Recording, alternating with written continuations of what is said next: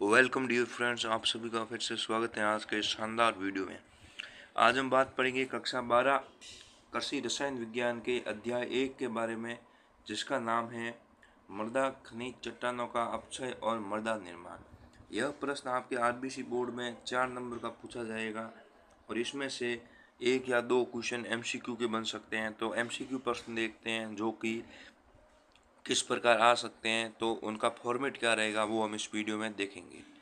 तो पहला प्रश्न है आपका अध्याय 1 का पहला प्रश्न है, मृदा खनिज या खनिज मृदा में खनिज पदार्थ का कितना प्रतिशत पाया जाता है। तो इसका सही उत्तर हो जाएगा आपका 45%। जो आपकी खनिज मृदा है उसमें खनिज परसेंट होता है वो 45% तक पाया जाता है। दूसरा क्वेश्चन है, मृदा निर्माण में सक्रिय कारक हैं। जो मृदा निर्माण प्रक्रिया होती है उनमें सक्रिय कारक कौन कौन से होते हैं। तो इसमें एक सक्रिय कारक है, वो आप कमेंट करके ज़रूर बताएं और इसका सही आंसर हो जाएगा वो है जलवायु। मृदा निर्माण में सक्रिय कारक जलवायु है।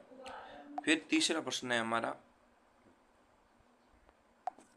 चट्टानों का अपक्षय किस प्रकार होता है। जो चट्टानों का अपक्षय होता है वो कौन सी प्रक्रिया है, भौतिक प्रक्रिया है या रासायनिक प्रक्रिया है या फिर जैविक प्रक्रिया है या फिर ये सभी। तो अपने जो चट्टानों का अपक्षय होता है, चट्टानों की जो गलती है, चट्टानें बड़ी बड़ी एक चट्टान होती है, जब वो छोटे छोटे सूक्ष्मजीवों अपघटन द्वारा गल जाती हैं तो उसका अपक्षय है वो एक आपकी रासायनिक प्रक्रिया भी है, भौतिक प्रक्रिया भी है और जैविक प्रक्रिया भी है। तो इसका ऑप्शन नंबर द राइट हो जाएगा। फिर है अगला क्वेश्चन हमारा, अपक्षय के द्वारा खनिजों के साथ साथ जल अणुओं के रासायनिक संयोग को क्या कहते हैं। अपक्षय प्रक्रिया के साथ साथ खनिजों के साथ जल अणुओं के रासायनिक संयोग को क्या कहते हैं। तो उसको क्या कहेंगे, जल विश्लेषण कहेंगे या ऑक्सीकरण कहेंगे या अपचयन कहेंगे या फिर जल योजन। तो इसका सही आंसर हो जाएगा अपना जल योजन। जल योजन का मतलब जड़ का जुड़ना। फिर नेक्स्ट क्वेश्चन है हमारा, कायांतरित चट्टान का उदाहरण है। कायांतरित चट्टान का उदाहरण कौन सा होगा, स्लेटी पत्थर, पीट, संगमरमर या फिर अभ्रक। तो इसका सही आंसर हो जाएगा संगमरमर। संगमरमर क्या है, आपका कायांतरित चट्टान का उदाहरण है। फिर चलते हैं क्वेश्चन नंबर 6 पर। क्वेश्चन नंबर 6, वायुमंडल में भारात्मक में या फिर वायुमंडल में सबसे अधिक प्रतिशत होती है, कौन होता है सबसे अधिक प्रतिशत वायुमंडल में। कार्बन डाइऑक्साइड होती है, ऑक्सीजन होती है या फिर जल वाष्प। कार्बन डाइऑक्साइड जिसको अपन CO2 कहते हैं, ऑक्सीजन को O2 कहते हैं और नाइट्रोजन को कहते हैं N। तो ये नाइट्रोजन होती है, ये आपके सबसे ज़्यादा मात्रा में होती है वायुमंडल में, लगभग 70 या 72% होती है नाइट्रोजन।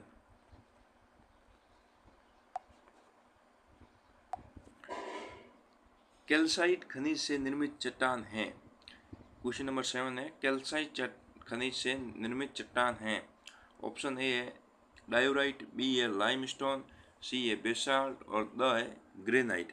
तो इसका सही आंसर हो जाएगा ऑप्शन बी लाइमस्टोन। लाइमस्टोन क्या एक कैल्साइट खनिज से निर्मित चट्टान है। फिर हमारा प्रश्न है, भूप्रकृति में ऑक्सीजन एवं सिलिकॉन कुल तत्वों के कितने प्रतिशत होते हैं। भूप्रकृति होती है ना अपने जो पृथ्वी की ऊपरी परत, उसमें ऑक्सीजन व सिलिकॉन कुल तत्वों के कितने प्रतिशत भाग होते हैं। 60% होंगे या 75 होंगे या 80 होंगे या 90 होंगे। तो इसका आपका सही आंसर हो जाएगा 75%। ऑक्सीजन व सिलिकॉन जिसको अपन SI से लिखते हैं वो होते हैं कितना परसेंट, आपके लगभग 75% होते हैं भूप्रकृति पर। फिर नेक्स्ट क्वेश्चन की बात करेंगे जो कि इम्पोर्टेंट क्वेश्चन रहने वाला है आपका, पेडोलॉजी होती है ना, पेडोलॉजी में मृदा के किस रूप को मानकर अपन अध्ययन करते हैं। प्राकृतिक पिंड मानते हैं, कृत्रिम पिंड मानते हैं या दोनों मानते हैं या इनमें से कोई नहीं। तो इसका सही आंसर हो जाएगा मृदा को एक प्राकृतिक पिंड मानकर अध्ययन किया जाता है।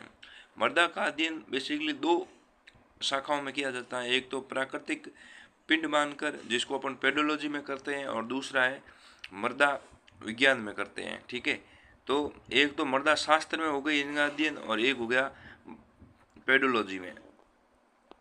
फिर नेक्स्ट क्वेश्चन की बात करते हैं। क्वेश्चन नंबर 10, मृदा खनिज में जल तथा वायु का कितना प्रतिशत होता है?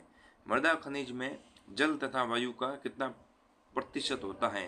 तो इसका सही उत्तर आप कमेंट करके बताना, और इसका सही उत्तर हो जाएगा आपका 25% तथा 25%। इसका मतलब जो आपकी वायु है वो कितना परसेंट होगी? 25%, और जो आपका जल है वो भी क्या होगा? 25%। ये प्रश्न आपको याद रखना है, इंपॉर्टेंट प्रश्न है। क्वेश्चन नंबर 11 है, निम्न में से कौन सा कारक पौधे की वृद्धि को प्रभावित करता है? तो कौन से कारक हैं जो पौधे की वृद्धि को प्रभावित करते हैं? जलवायु कारक है, जैविक कारक है, मृदा कारक है, या फिर उपरोक्त सभी? तो इसका सही आंसर हो जाएगा उपरोक्त सभी। ये जो 3 कारक हैं पौधे की वृद्धि को मुख्य रूप से प्रभावित करते हैं। फिर आगे लास्ट क्वेश्चन की बात करते हैं और फिर इस वीडियो को एंड करते हैं अपन। फिर अगले चैप्टर के MCQ के बारे में बात करेंगे। वायु एवं जल से पौधों को कौन से खाद्य तत्व मिलते हैं? कार्बन मिलता है, हाइड्रोजन मिलता है, ऑक्सीजन मिलता है। कार्बन को अपन C से लिखते हैं, हाइड्रोजन को H से लिखते हैं, ऑक्सीजन को O से लिखते हैं। तो इसमें इसका सही ऑप्शन हो जाएगा ऑप्शन नंबर D, उपरोक्त सभी। तो फिर दोस्तों मिलते हैं नेक्स्ट वीडियो में। चैनल को लाइक शेयर एंड सब्सक्राइब करें। धन्यवाद।